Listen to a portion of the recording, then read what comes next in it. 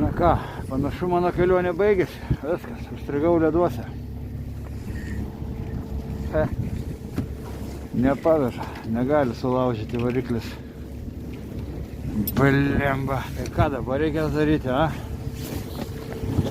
Ką dabar reikės daryti, a?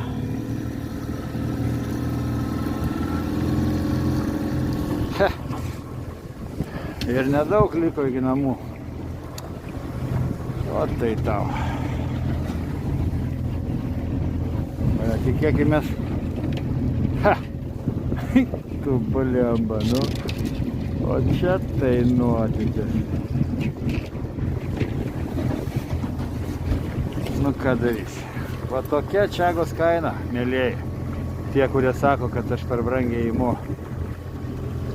Laužau savo laivą, aukoju savo sveikatą, rizikuoju gyvybę.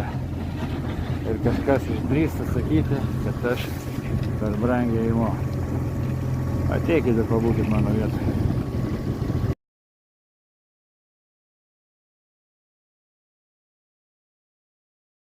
Štai mes namie ir saugiai, laivas saugiai prirakintas stovi uostelėje. Tai yra legendinis laivas. Albin de Vega. Legendinis laivas dar kartą įrodė, kad jis yra legendinis. Paskutinės 3 jūrmylės man reikėjo kovoti su šitų ledu. Su ko puikiai šis legendinis laivas susidorojo. Man pasisekė. Variklis atlaikė, kūrio užteko.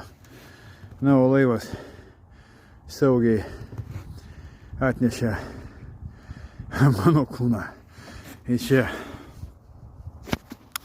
Ir štai aš pavargęs, sušalęs, bet iki galo laimingas, kapitonas Linas.